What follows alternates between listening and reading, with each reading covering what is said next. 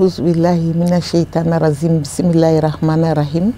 Alhamdulillahi rabbil alamin. Allahumma sholli ala sayidina Muhammadin wa ala alihi sayidina Muhammadin wa sallim. Ambi ala fo ka barika da masa min ye a nɔgɔya an ye an ka kɛnɛ sɔrɔ bi an bɛ barika belebele da masa rahamani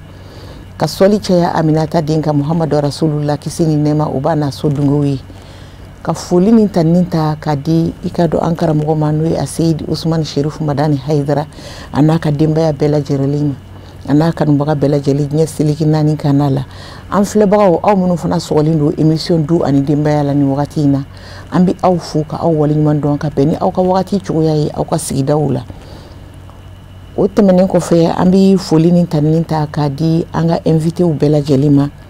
ni ye maa wele n'a y'i jaabi a ye bonya sira dɔ lase ma an bɛ foli tɛnku maa fɔlɔ min na n'o y'an kinibolo yan fan ye ale ye Monsieur Sulemani Dawuda Koni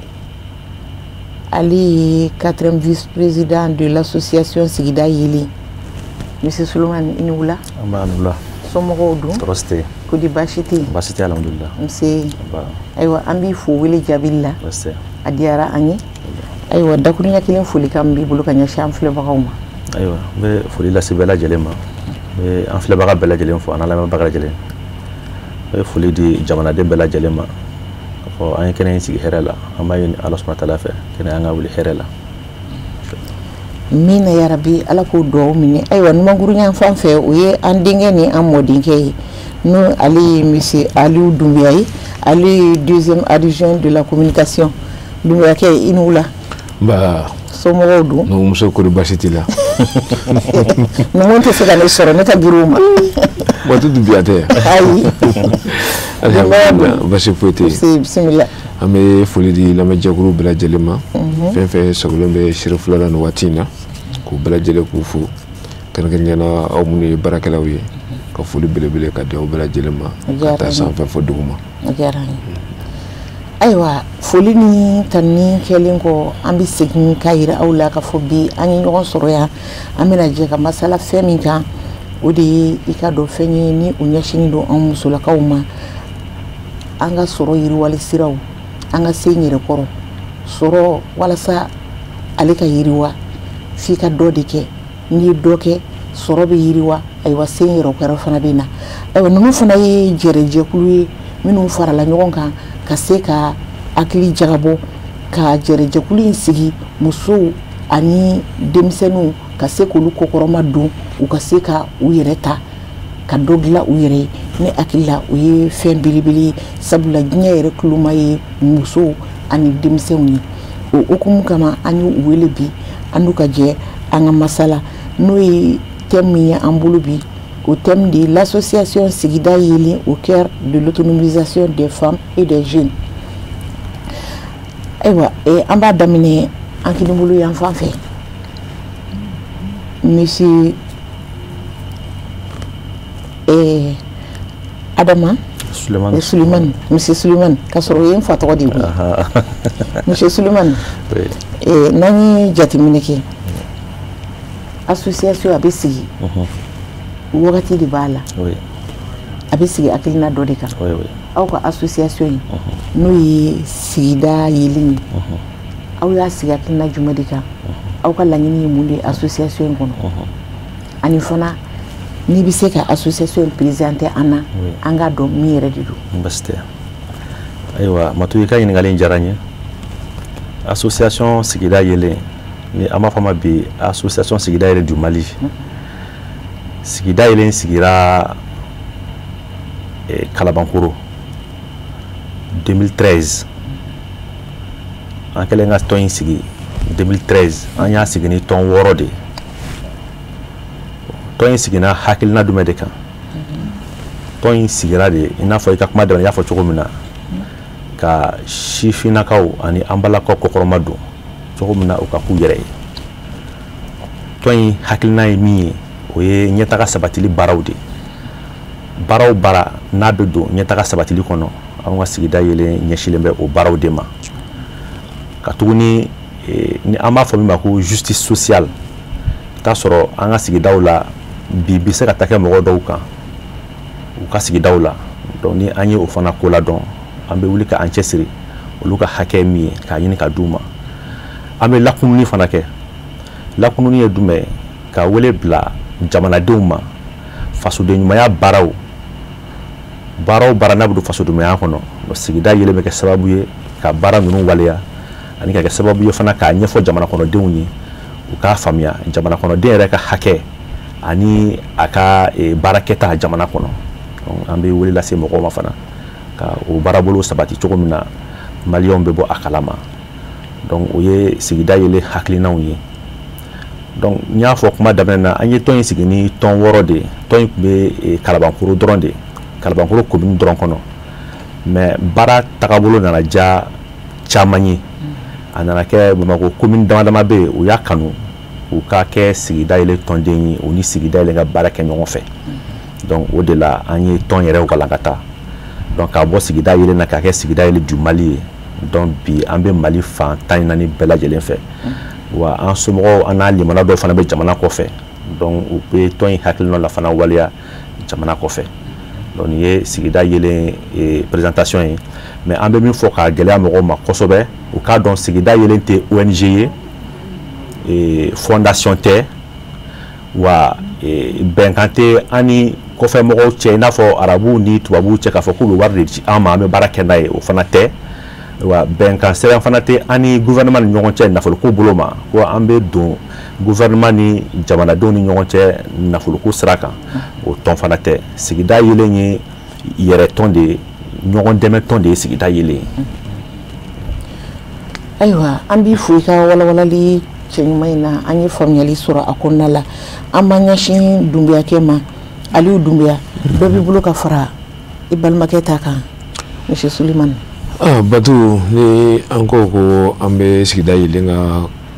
kumaw fɔ bi an bɛ mɛn a kunna n b'a surunya dɔrɔn sigida yelen jɛkulu min ni a sigira ka se ka ɲɛtaga ka sira yira denmisɛnw n'o ye sifinnakaw ye ani an ka musolakaw minnu bɛ yen ka se k'u dɛmɛ k'u bɔ kɛrɛfɛden sigi la sigida yelen yɛrɛ sigi kun ye nin de ye n'a ma ɲɛ k'a fɔ ko tɔn bɛɛ sigi kun ye ko an ka ɲɛtaga de kɛ donc a y'a fɔ cogo min na sigida ni tɔnkulu minnu ye tɔnw fara-faralen de bɛ ɲɔgɔn kan n'o bɛ tali kɛ sifin jɛkulu ani an balakaw olu ka jɛkulu ani jɛkulu wɛrɛ minnu fana bɛ yen n'u bɛ se ka baara kɛ u yɛrɛ ye donc sigida yelen de kɛra sababu ye k'u fara ɲɔgɔn kan a kɛ tɔnkuluba kelen ye walasa bɛɛ lajɛlen bɛ se ka jɛ ka ɲɔgɔn dɛmɛ cogo min na donc o de nana ni sigida yelen yɛrɛ tɔn yɛrɛ sigi kun yɛrɛ ye. ayiwa a diyara an ye i ye dɔ fara i balimakɛ ta kan ka a yira an na k'a fɔ hali bi musolakaw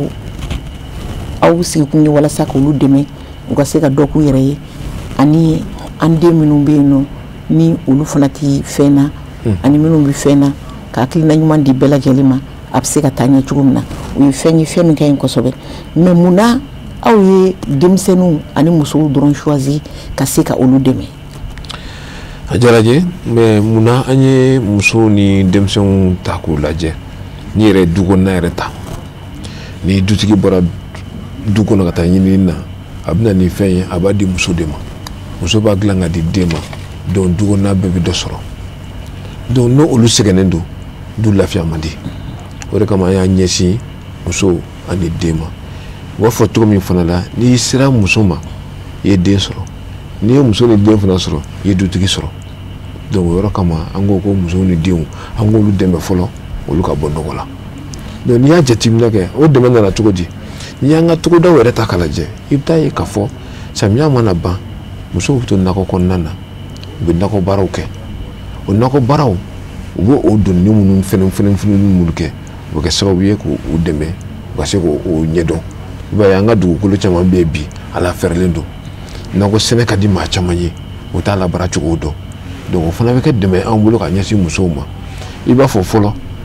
ni i ye tali yɛrɛ kɛ baarabolo dama bɛ an fɛ bi an kɛlen don ka minnu bila ni an yɛrɛ kola dɔrɔn ni a ye ni sigida yɛlɛ kola dɔrɔn n'a ye kosɛbɛ o ye formation min ye n'o ye safinɛ dilan ye donc an y'o de ye k'a fɔ ni o taara ka di musow ma a ka ca ala fɛ musow bɛ se k'u yɛrɛ dɛmɛ ni a ye o dɔrɔmɛ ni fila minnu bɛ sɔrɔ u b'u yɛrɛ dɛmɛ bon o fana dɛmɛ min fana filɛ a bɛ sifinnakaw n'o denmisɛnninnakaw ye a b'olu fana dɛmɛ o siratigɛ la sabula u b'a fɔ ko baaralankolon tɛ yen mɔgɔlankolon de bɛ yen donc baara o baara n'i y'a daminɛ n'i sɛbɛ k'a minɛ n'i bolo fila ye n'i y'i ɲin don a la a ka ca Ala fɛ i bɛ nafa sɔrɔ a la donc o baaraw ninnu safunɛ dilan yɛrɛ min n'o kɛra sababu ye ni sigida yɛrɛ ko ladɔnna kosɛbɛ sifinnaka caman bɛ yen bi mun kɛn bɛ k'u yɛrɛ ta kɔnɔ bi k'u ka du ta ani ka tila ka kabila wɛrɛw ta ka fara u yɛrɛ kan donc o yɔrɔ kama an ye ɲɛsin musow ni den ma sabula ni sifinnakaw n'olu dɛmɛna kɛrɛfɛdenw o bɛ kɛlɛ kosɛbɛ i b'a fɔ baarabaliya n'i ye baarabaliya ta k'a lajɛ dogodogo caman b'a kɔnɔ a bɛ sifinnakaw bila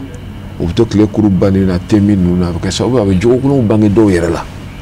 donc o yɔrɔ kama an ɲɛsin sifinnakaw ma walasa u ka se ka dɛmɛ k'u jukɔrɔma tontun u ka bɔ kɛrɛfɛden sigili la donc o bɛ nin waleya ninnu caman kɛlɛ. Ayiwa an b'i fo monsieur Sulemani Kone dɔ b'i bolo ka fara i balimakɛ Dunbiyakɛ ta kan. Caman t'i bolo ka fara kan comme olu ye kuma donsow ye a ye caman fɔ ka ban n'i ye jamana yɛrɛ ta i bɛ taa sɔrɔ baarabaliya jamana kɔnɔ a fanba yɛrɛ a bɛ sifinnakaw de kan i bɛ sifinnaka ta i bɛ taa sɔrɔ mɔgɔ min bɛ yen k'a fɔ ko dɔw ka kalan danna sira la walima dɔw yɛrɛ tilala kalan na u ma diplôme sɔrɔ u ma baara sɔrɔ dɔw yɛrɛ fana bɛ yen ala ma olu garisɛgɛ yɛrɛ kɛ école la kalan ye donc o mɔgɔw de ka ca kosɛbɛ baara ti minnu bolo o de la an ye sifinnakaw lajɛ bon jamana yɛrɛ kɔnɔ fana an balakaw fana de ka ca ni bɛɛ ye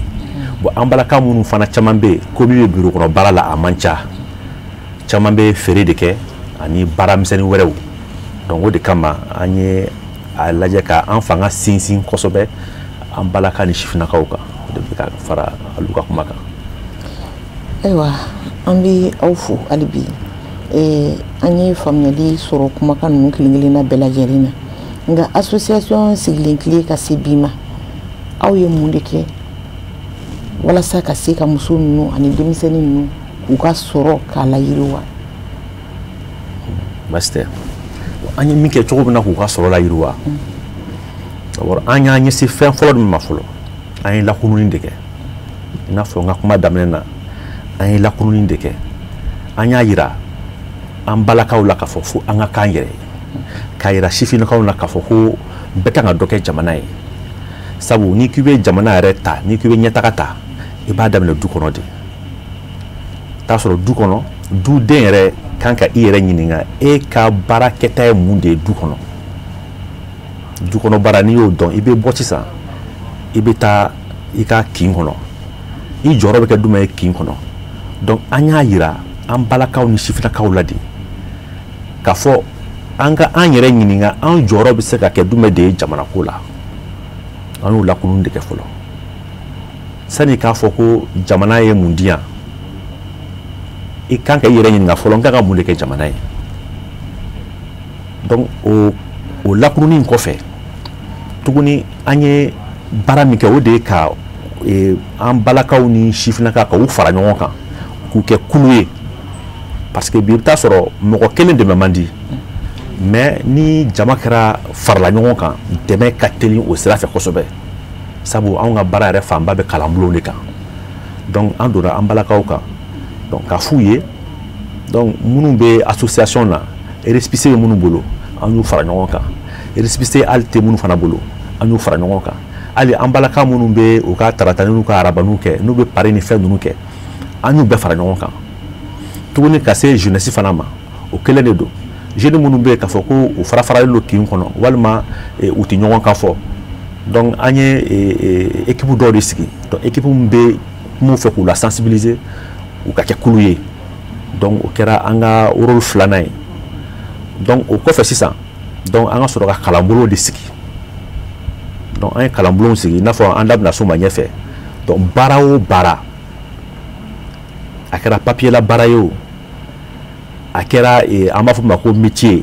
a kɛra baara sugu ye donc an nana ni o kunnafoni de ye maintenant k'a di an balakaw ni sifinnakaw ma k'a fɔ sisan an bɛna baara de daminɛ donc an ka sɔrɔ ka kalanbulon sigi cogo min na u ka sɔrɔ bɛ se ka yiriwa o kalanbulon sigi ninnu alu ye Ida las'a ma a ye safinɛ dilan fɔ mais baara caman bɛ a kɔnɔ do kɔni mais ko mi ko an jɔyɔrɔ kɛra min ye a la fɔlɔ donc n bɛ dan ye sani ɲininkali ka taga ɲɛfɛ.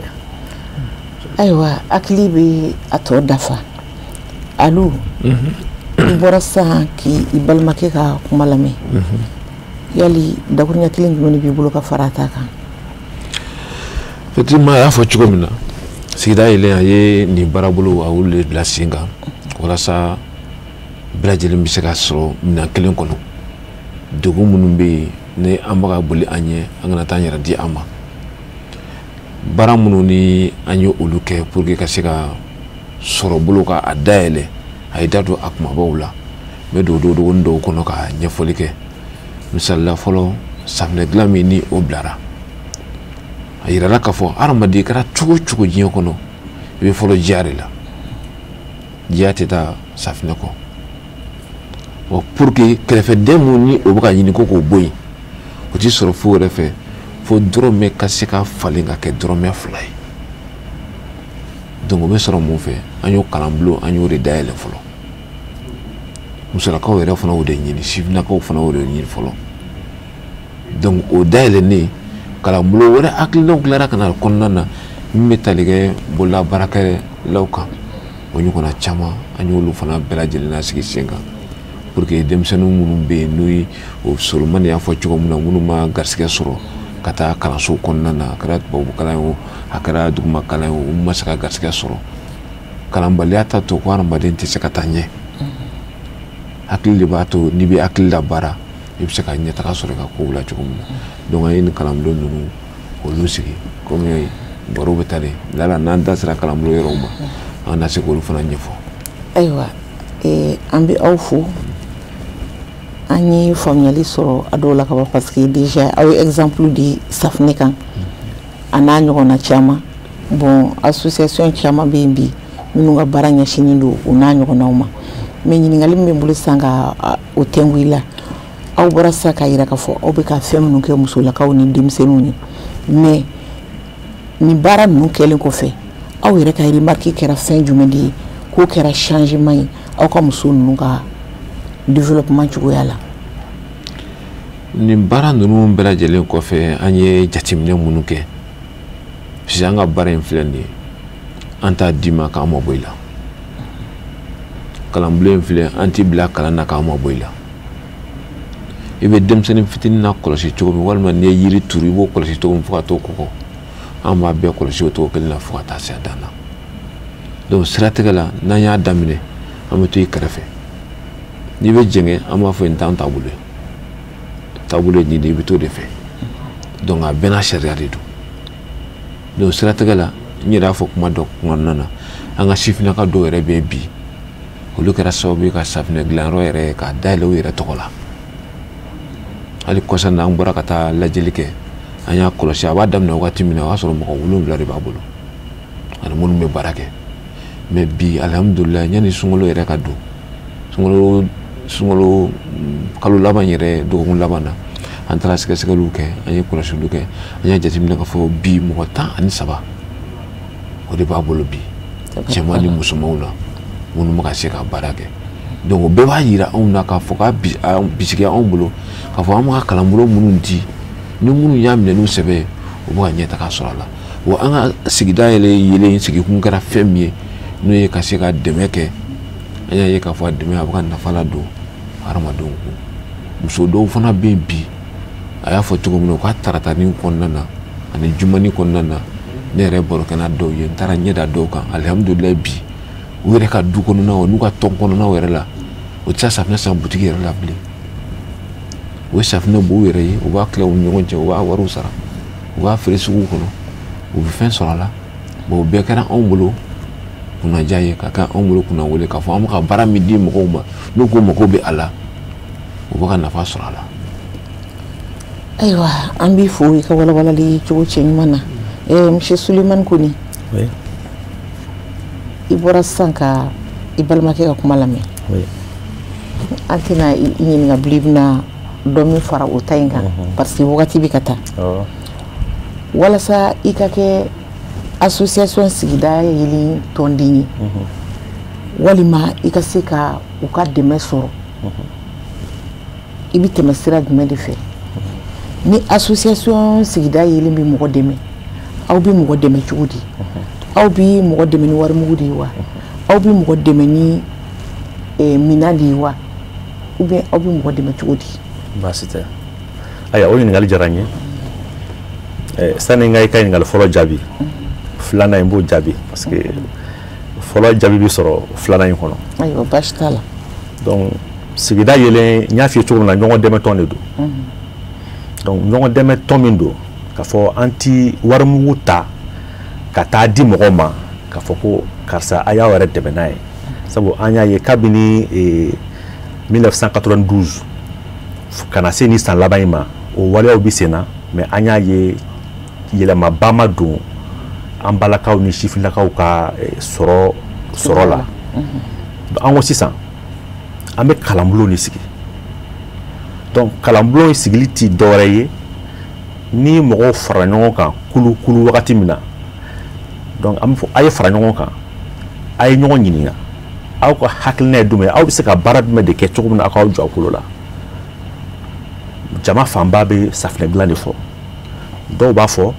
ayiwa an b'a fɛ aw k'an dɛmɛ nakɔ sɛnɛ na dɔw b'a fɔ dugukolo b'an bolo mais a y'an dɛmɛ an ka dugukolo in aménager cogo min na nakɔ sɛnɛ bɛ se ka ɲɛ an bolo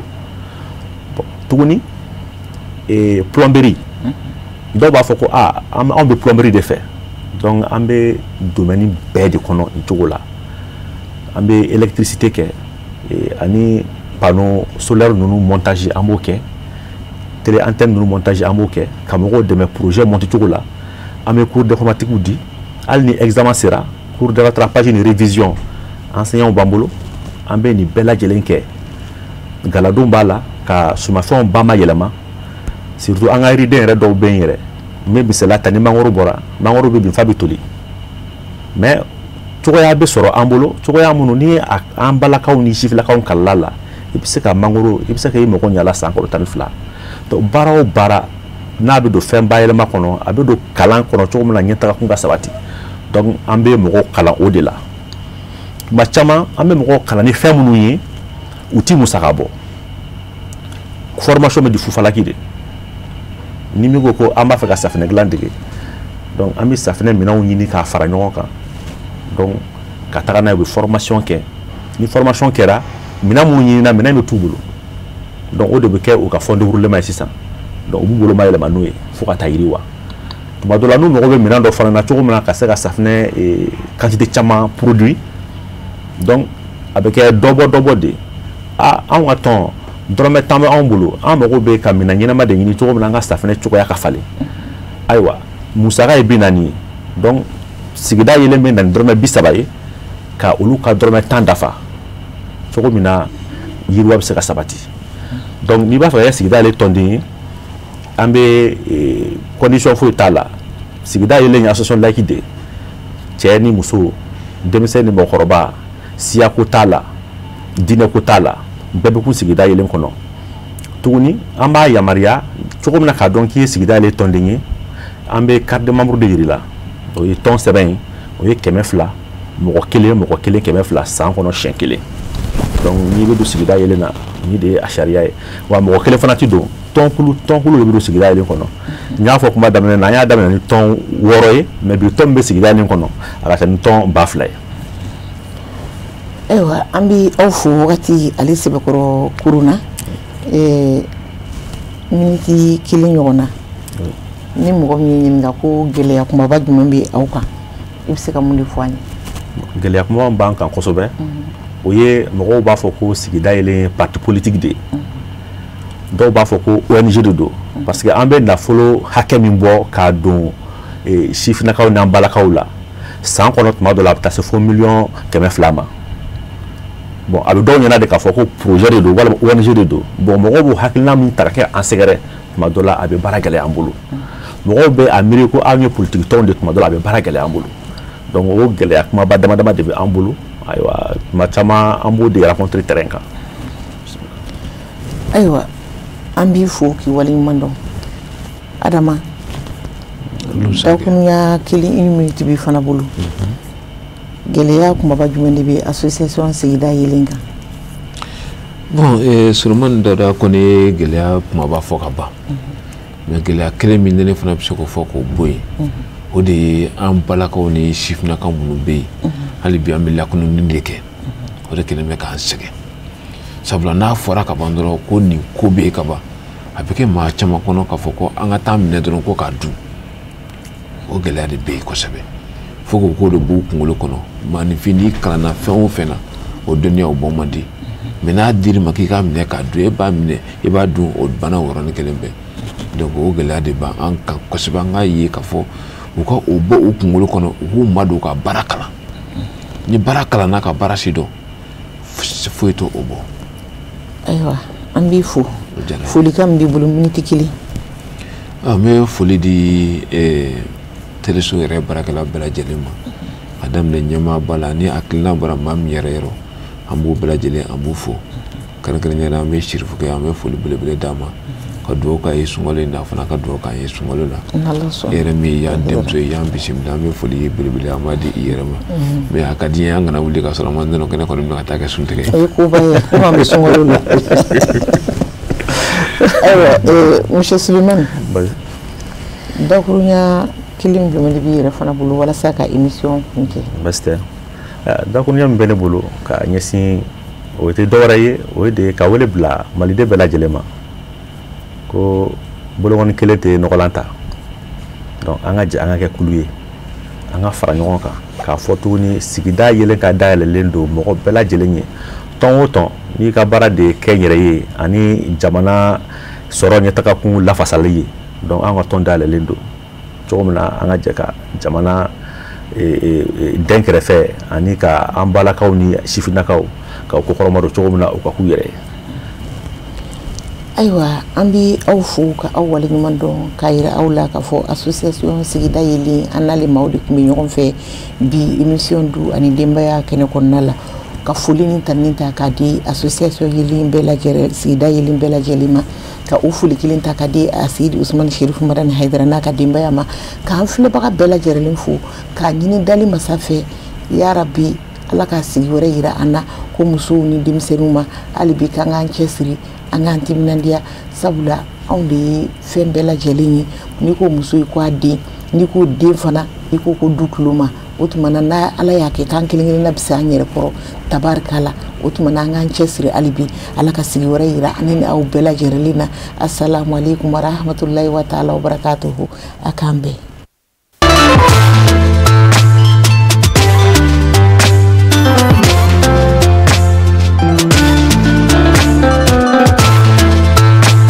Thank you.